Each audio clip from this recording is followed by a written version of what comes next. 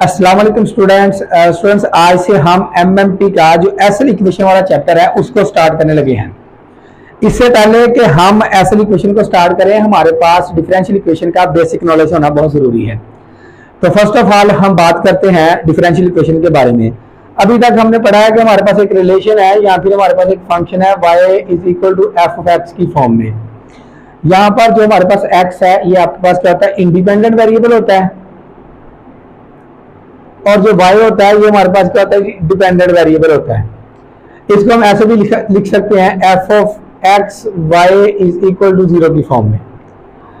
लेकिन अगर यही रिलेशन हमारे पास क्या आ जाए, तीन वेरिएबल में आ जाए, f of x y g is equal to आपके पास क्या जी 0। आमतौर पर जो आपके पास लास्ट वाला वेरिएबल होता है ना उसको हम मानते होते हैं डिपेंडेंट वेरिएबल। अब जी को हम क्या मानेंगे, डिपेंडेंट वेरिएबल। बाकी आपके पास एक्स और वाई जो है ये आपके पास क्या जी इंडिपेंडेंट वेरिएबल है। अच्छा, अब बात करते हैं जी हम डिफरेंशियल इक्वेशन की। डिफरेंशियल इक्वेशन पहले नंबर पर तो आपके पास क्या जी एक इक्वेशन है। कैसी इक्वेशन है, इसमें हमारे पास क्या होते हैं, डेरिवेटिव होते हैं। किसके डेरिवेटिव होते हैं, हमेशा डिपेंडेंट वेरिएबल के डेरिवेटिव होते हैं। किसके रिस्पेक्ट में डेरिवेटिव होते हैं, हमेशा इंडिपेंडेंट वेरिएबल के रिस्पेक्ट में डेरिवेटिव होते हैं। तो डेफिनेशन है हमारे पास an equation containing derivative of dependent variable. मैंने अभी आपको बताया कि जो हमारे पास इक्वेशन है इसमें डेरिवेटिव होते हैं। किसके डेरिवेटिव होते हैं, डिपेंडेंट वेरिएबल के। किसके रिस्पेक्ट में होते हैं, with respect to one or more independent variable. इसमें जो आपके पास इंडिपेंडेंट वेरिएबल होता है वो एक भी हो सकता है, एक से ज्यादा भी हो सकते हैं। Is called differential equation. ये कुछ मैंने इसकी एग्जांपल लिखी हुई है। पहली एग्जांपल हमारे पास dy by dx plus y cos x is equal to आपके पास क्या जी sin x है। दूसरी है जी d2y over dx square plus xy dy by dx is equal to आपके पास क्या जी 0। तीसरी मैंने लिखी है 1 माइनस एक्स के d2y over dx square minus 2x dy by dx plus n into n plus 1 into y is equal to आपके पास क्या जी 0 की इक्वल है। चौथी और पांचवी हमारे पास एग्जांपल है x partial over partial x plus y partial over partial y which is equal to आपके पास क्या जी n u। 5 है हमारे पास partial square u over partial x square plus partial square u over partial y square plus partial square u over partial z square which is equal to आपके पास क्या जी 0 के इक्वल है जी। अगर इनकी एग्जांपल को देखा जाए तो हमें दो तरह की डिफरेंशियल इक्वेशन नजर आ रही है तो वो डिफरेंशियल इक्वेशन, लेकिन दो तरह की नजर आ रही है। एक नजर आ रही है हमारे पास dy by dx, एक नजर आ रहा है जी पार्शियल ओवर पार्शियल x। इसी बुनियाद पर जो डिफरेंशियल इक्वेशन के टाइप्स हैं वो दो हैं। There are two types of differential equation. पहली जी हमारे पास ऑर्डिनरी डिफरेंशियल इक्वेशन और दूसरी हमारे पास क्या जी partial differential equation. Ordinary differential equation को मैं ODE लिखा करूंगा और पार्शियल डिफरेंशियल इक्वेशन को मैं PDE लिखा करूंगा। अब इसकी डेफिनेशन के बारे में बात करते हैं। जो हमारे पास ऑर्डिनरी डिफरेंशियल इक्वेशन होती है ना, ये ऐसी डिफरेंशियल इक्वेशन होती है तो ये डिफरेंशियल इक्वेशन है। कैसी डिफरेंशियल इक्वेशन होती है, इसमें एक ही डिपेंडेंट वेरिएबल होता है और एक ही हमारे पास क्या होता है, इंडिपेंडेंट वेरिएबल होता है। An equation containing one dependent and one independent variable is called ordinary differential equation या फिर ODE। ऐसी डिफरेंशियल इक्वेशन जिसमें हमारे पास क्या होता है जी एक ही डिपेंडेंट वेरिएबल और एक ही हमारे पास क्या होता है, इंडिपेंडेंट वेरिएबल होता है। अगर एग्जाम्पल नंबर 1, 2 और 3 को देखें ना तो हमारे पास क्या है जी, एक ही डिपेंडेंट है और एक ही आपके पास क्या जी इंडिपेंडेंट वेरिएबल है। एक ही डिपेंडेंट है और एक ही हमारे पास क्या इंडिपेंडेंट वेरिएबल है। इसी तरह से अगर एग्जांपल नंबर 3 में भी देखा जाए तो एक ही डिपेंडेंट और एक ही इंडिपेंडेंट वेरिएबल है। ऑर्डिनरी से मुराद वैसे आम ही होता है। अगर हमारे पास कोई फंक्शन हो ना y is equal to f of x की फॉर्म में, तो अगर हम इसका डेरिवेटिव लें विद रिस्पेक्ट टू x तो ये बनेगा dy by dx is equal to आपके पास क्या आएगा एफ डैश ऑफ एक्स। मतलब ऑर्डिनरी डेरिवेटिव आ जाएगा जिसमें आपके पास क्या जी एक ही डिपेंडेंट और एक ही इंडिपेंडेंट वेरिएबल होता है, उसको हम ऑर्डिनरी डिफरेंशियल इक्वेशन कहते हैं। एग्जांपल नंबर 1, 2 और 3 are the example of ordinary differential equation. अब हम बात करते हैं पार्शियल डिफरेंशियल इक्वेशन के बारे में। पार्शियल डिफरेंशियल इक्वेशन ऐसी डिफरेंशियल इक्वेशन को कहते हैं, होती है डिफरेंशियल इक्वेशन ही है। कैसी डिफरेंशियल इक्वेशन होती है, जिसमें आपके पास क्या एक ही डिपेंडेंट वेरिएबल हो और एक से ज्यादा इंडिपेंडेंट वेरिएबल हो, उसको हम क्या कहते हैं, पार्शियल डिफरेंशियल इक्वेशन या फिर PDE कहते हैं। अगर एग्जांपल नंबर 4 और 5 को देखें, इसमें u आपके पास अगर देखा जाए तो डिपेंडेंट वेरिएबल है, क्योंकि हमेशा डिपेंडेंट वेरिएबल के आपके पास क्या होते हैं, डेरिवेटिव होते हैं। u का derivative with respect to x, u का derivative with respect to y। इसका मतलब एक डिपेंडेंट है और दो आपके पास क्या आ गए, इंडिपेंडेंट वेरिएबल आ गए। तो ये किसकी एग्जांपल हुई, ये हमारे पास पार्शियल डिफरेंशियल इक्वेशन की एग्जांपल हुई।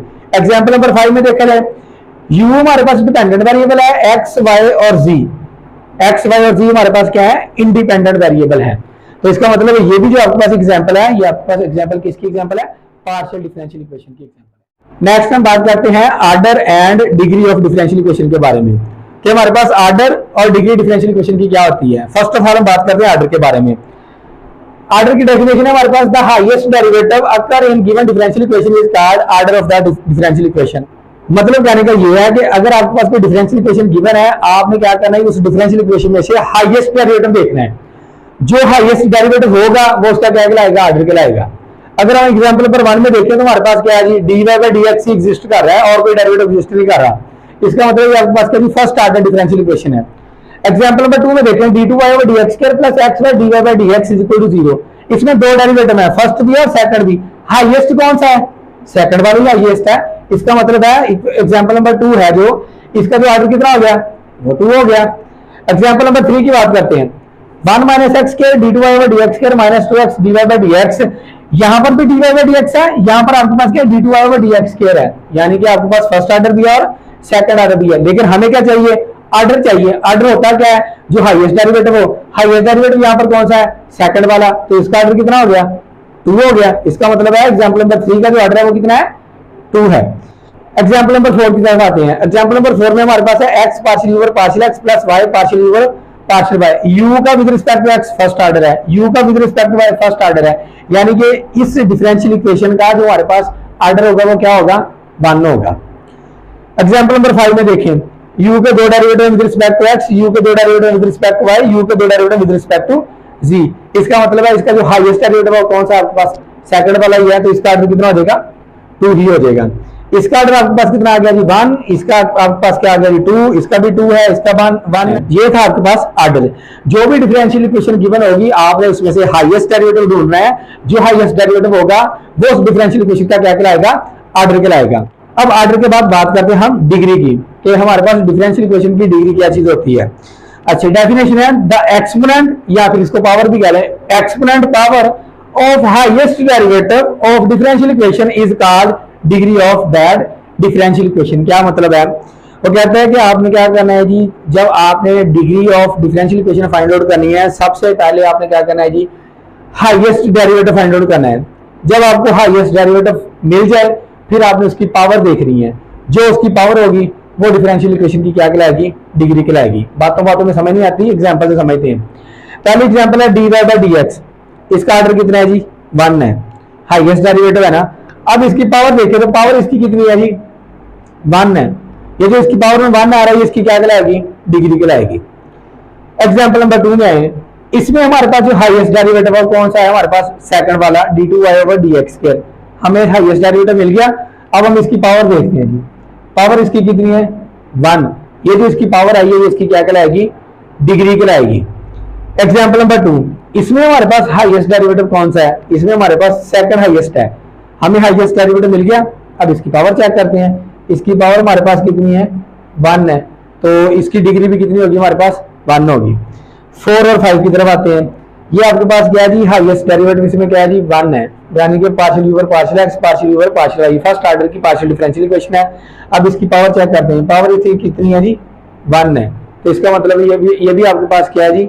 1 डिग्री की पार्शियल डिफरेंशियल इक्वेशन है। एग्जांपल नंबर 5 की तरफ आए। एग्जांपल नंबर 5 में हमारे पास जो हाईएस्ट डेरिवेटिव है वो सेकंड वाला है। अगर हम इसकी पावर देखें तो हमारे पास क्या आ रही? 1 आ रही है। तो इसका मतलब है ये आपके पास क्या है जी?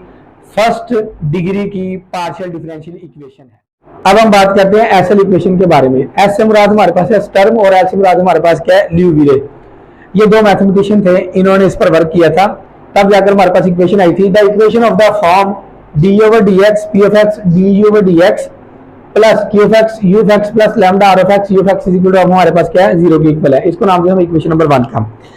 इस इक्वेशन को मैं इस फॉर्म में भी लिख सकता हूं, d over dx p of x du over dx plus, अगर मैं इन दोनों में से u of x को कॉमन ले लूं तो मेरे पास आ जाएगा q of x plus lambda r of x into u of x is equal to हमारे पास क्या आ जाएगा? 0 के इक्वल आ जाएगा। मैंने इस इक्वेशन में से u of x को कॉमन लिया है। जस्ट कॉमन लेने के बाद जो बच गया वो मैंने लिख दिया है। इस इक्वेशन को हम इस फॉर्म में भी लिख सकते हैं। ये भी हमारे पास क्या कहलाती है? एसएल इक्वेशन ही कहलाती है। अब यहाँ पर हमारे पास जो p of x है, r of x है और हमारे पास q of x है, ये सारे के सारे हमारे पास क्या है? रियल फंक्शन है। सारे के सारे हमारे पास क्या है, रियल फंक्शन है। अब इस इक्वेशन का कोई ना कोई तो सोल्यूशन आना है, जो सोल्यूशन आना है वो लैम्डा की वैल्यू नहीं देना है। अच्छा, जो लैम्डा की वैल्यू होगी ना वो हमारे पास क्या कहलाएगी, आइगन वैल्यूज कहलाएगी। जब हम लैम्डा की वैल्यू यहां पर लाकर पुट कर दिया करेंगे तो वो हमारे पास क्या बन जाया करेगा, आइगन सोल्यूशन बन जाया करेगा। तो मैंने भी यही लिखा है, where p of x, q of x and r of x are real function, ये रियल फंक्शन कहते हैं। The solution of equation number 1 is called eigen solution, जो इक्वेशन नंबर 1 का सोल्यूशन आएगा उसको हम आइगन सोल्यूशन कहते हैं। ऑफ लैम्डा, यानी कि लैम्डा की वैल्यू आएगी जब पुट करेंगे तो हमारे पास आइगन सोल्यूशन बन जाएगा। And corresponding values of eigen values, जो हमारे पास वैल्यूज आएगी ना, किसकी वैल्यू आएगी, लैम्डा की। जो लैम्डा की वैल्यू आएगी वो क्या कहलाएगी, आइगन वैल्यूज कहलाएगी। जब यहां पर लाकर पुट कर दिया करेंगे ये हमारे पास क्या बन जाएगा, आइगन सोल्यूशन बन जाएगा। अच्छा, अब हम अगर हम डिफाइन करें, if we defined an operator, अगर हम कोई ऑपरेटर डिफाइन कर रहे हैं, उसको मैंने नाम दिया जी एल का, ये स्टाइलिश से लिखा हुआ है, आप इस तरह से लिख लेना, l is equal to d over d x, p of x d over d x plus q of x. यानी कि अगर मैं यहां से यू को निकाल दूं, यहां से यू को निकाल दूं, बाकी सारे को मैं क्या मान लूं, एल मान लूं। तो the SL equation can also be written as, जो एसएल इक्वेशन है हम इसको ऐसे भी लिख सकते हैं, l of u plus lambda r of x, u is equal to हमारे पास क्या आ जाएगा, 0 के इक्वल आ जाएगा। अगर इक्वेशन नंबर 1 में से यहां से और यहां से मैं यू को क्या करूं, कॉमन निकाल लूं और बाकी सारे को मैं क्या मान लूं जी, एल मान लूं, तो मेरे पास क्या बन जाएगा, d over d x, p of x d over d x plus q of x आ जाएगा। यहां पर लाकर जब मैं पुट करता हूं तो मेरे पास क्या बन जाएगा, l of u plus lambda r of x u of x as it is equal to हमारे पास क्या आ जाएगा, 0 आ जाएगा। एसएल इक्वेशन को इस तरह से भी डिफाइन किया जा सकता है। और यहाँ पर जो हमारे पास एल है ये हमारे पास एक लीनियर ऑपरेटर है, आगे चलकर हम इसका प्रूव भी करेंगे। अच्छा जी, इसके बाद हम डिफाइन करते हैं रेगुलर एसएल सिस्टम को। हमारे पास रेगुलर एसएल सिस्टम क्या होता है, an equation is said to be regular SL equation. कोई भी इक्वेशन होगी उसको हम रेगुलर एसएल इक्वेशन कहेंगे। कब कहेंगे, if p of x and r of x, इसमें जो आपके पास पी ऑफ एक्स है और आर ऑफ एक्स है, do not vanishes, do not vanishes का मतलब क्या है, ये खत्म ना हो, इनका आंसर 0 ना आए ऑन इंटरवल, किसी ना किसी इंटरवल पर, यानी कि p of x does not equal to 0 हो, r of x does not equal to हमारे पास क्या 0 हो। मैंने इसकी एक एग्जांपल भी लिखी है। एग्जांपल हमारे पास u double dash plus lambda u is equal to आपके पास क्या जी 0 की इक्वल है, ऑन इंटरवल, इंटरवल भी हमारे पास है -1 और 1 है। अच्छा जी, अगर मैं इसको रेज कर दूं, इस इक्वेशन के साथ मैंने इसको कंपेयर करना है जी। पहले मैं इस इक्वेशन को इस फॉर्म में लिख लूं, क्या मैं इसको लिख सकता हूं, D over d x 1 dot D u over d x, p of x भी तो मैं चाहिए था, जिसका कोई मल्टीपल नहीं उसका 1 मल्टीपल होता है, प्लस लैम्डा की वैल्यू आ रही है क्यू एक्स, इसका मतलब है 0 के इक्वल है, वो लिखने की जरूरत ही नहीं है। बाकी आ जाएगा lambda dot 1 dot u is equal to हमारे पास क्या आ जाएगा, 0 के इक्वल आ जाएगा। अब इस इक्वेशन को मैं अगर 1 के साथ कंपेयर करूं तो मेरे पास अगर डी यू डी एक्स का कोएफिशिएंट देखा जाए तो हमारे पास क्या है, पी ऑफ एक्स है, और यहां पर हमारे पास क्या आ जाएगा, डी यू डी एक्स का जो कोएफिशिएंट है वो हमारे पास क्या आ जाएगा, 1 आ जाएगा। तो पी ऑफ एक्स की वैल्यू हमारे पास क्या आ गई, 1 आ गई। क्यू ऑफ एक्स तो वैसे 0 हो गया। अब यहां पर अगर देखा जाए लैम्डा यू ऑफ एक्स, इसका जो कोएफिशिएंट है वो हमारे पास क्या है जी, आर ऑफ एक्स है, और यहां पर हमारे पास क्या आ रहा है जी, 1 आ रहा है। इसको मैंने जब इसके साथ कंपेयर किया, lambda you of x, lambda you of x है, इसका जो कोएफिशिएंट है वो क्या है, आर ऑफ एक्स है, और इसका क्या है 1 है। अच्छा जी, इंटरवल कौन सा हमारे पास, -1 और 1 है। पहले मैं -1 पुट करता हूँ, -1 पुट किया तो मेरे आंसर 1 नहीं आया, फिर मैंने 1 पुट किया तो मेरा आंसर 1 नहीं है। इसका मतलब है जो हमारे पास पी ऑफ एक्स है ये डज नॉट इक्वल टू 0 आया। डेफिनेशन भी यही कहती थी कि हमारे पास जो पी ऑफ एक्स है ये डज नॉट इक्वल टू 0 आना चाहिए ऑन इंटरवल। अच्छा, आर ऑफ एक्स चेक कर लेते हैं। जब मैं -1 पुट करता हूँ तो मेरा आंसर 1 आता है, जब मैं 1 पुट करता हूँ तो मेरा आंसर तब भी 1 नहीं आता है। इसका मतलब है जो हमारे पास आर ऑफ एक्स है ये भी डज नॉट इक्वल टू 0 आया है। तो डेफिनेशन यही कहती थी कि हमारे पास जो पी ऑफ एक्स है और आर ऑफ एक्स है ये हमारे पास क्या जी, वैनिश नहीं होने चाहिए, खत्म नहीं होने चाहिए, इनका कोई ना कोई आंसर आना चाहिए 0 के अलावा। तो देखो हमारे पास जो पी ऑफ एक्स है इस इंटरवल पर, जो आर ऑफ एक्स है इस इंटरवल पर ये 0 नहीं हुआ। तो इसका मतलब है ये जो हमारे पास इक्वेशन है ये किसकी इक्वेशन है, रेगुलर एसएल सिस्टम की इक्वेशन ही है। आपको इसी तरह से क्वेश्चन आएगा और वो क्वेश्चन देकर पूछेगा बताओ ये जो हमारे पास डिफरेंशियल इक्वेशन गिवन है ये हमारे पास क्या है जी, रेगुलर है, या फिर हमारे पास सिंगुलर है, या फिर हमारे पास क्या जी, प्रोडक्ट है। मैं आगे चलकर वो भी बताता हूँ। फिर आपने क्या करना है, दी गई डिफरेंशियल इक्वेशन को इस फॉर्म में लिखना है, स्टैंडर्ड फॉर्म में, वहां से आपने पी ऑफ एक्स की, क्यू ऑफ एक्स की और आर ऑफ एक्स की वैल्यू निकाल लेनी है। तो जो इंटरवल आपको गिवन होगा वो इंटरवल की वैल्यू आपने एक्स की जगह पुट करके देखनी है। पुट करने से अगर आपका आंसर 0 के बराबर नहीं आता दोनों के दोनों, तो वो हमारे पास क्या कराएंगे, रेगुलर कराएंगे। अगर 0 आ जाए तो हम देखते हैं जी इनको हमारे पास कौन सी टाइप बनती है। अब हम बात करते हैं सिंगुलर एक्सेल सिस्टम के बारे में। अभी हमने बात की थी रेगुलर के बारे में। रेगुलर में सीखा था कि हमारे पास जो पी ऑफ एक्स है और आर ऑफ एक्स है ये वैनिश नहीं होनी चाहिए, मतलब ये 0 के बराबर नहीं होने चाहिए। और सिंगुलर में क्या है, ये दोनों के दोनों 0 हो जाने चाहिए, इनमें से एक भी 0 हो सकता है। अच्छा जी, an equation is said to be singular excel equation if p of x and r of x vanishes. अब वो क्या कहते हैं, अगर पी ऑफ एक्स और आर ऑफ एक्स क्या हो जाए हमारे पास, ये खत्म हो जाए किस पर, on interval a b, that is p of x equal to 0 और r of x is equal to 0। अगर इनमें से एक भी 0 के बराबर हो तो हमारे पास क्या होता है जी, सिंगुलर एक्सेल सिस्टम ही होता है। एग्जांपल मैंने लिखी है d over d x 1 minus x square d u d x plus lambda u x equal to हमारे पास क्या है 0 के इंटरवल मैंने ये ले लिया है, -1 to 1 ले लिया जी।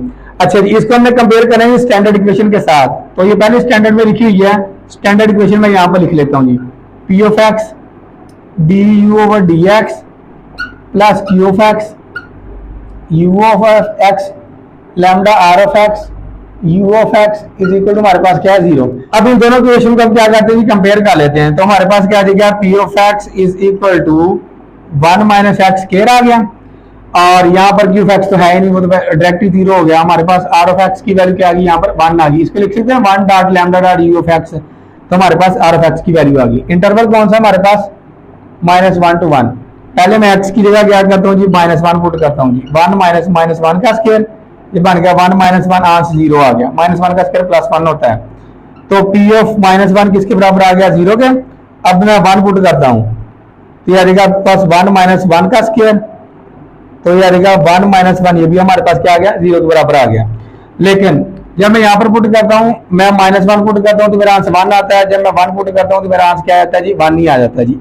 मैंने क्या कहा था, अभी मैंने आपको बताया था कि लाजमी नहीं है कि हमारे पास जो दोनों के दोनों ये 0 है, इनमें से एक भी 0 आ जाए तो हमारे पास ये सिंगुलर ही होता है। हमारे पास पी ऑफ एक्स किसके बराबर आ गया, 0 के बराबर आ गया, यानी कि ये खत्म हो गया। तो इसका मतलब है अगर आर ऑफ एक्स नहीं भी 0 के बराबर हुआ, पी ऑफ एक्स हमारे पास 0 हो गया। अगर पी ऑफ एक्स 0 के बराबर ना होता, आर ऑफ एक्स 0 के बराबर हो जाता, तब ये हमारे पास क्या कहलानी थी, सिंगुलर एक्सेल सिस्टम कहलाना था।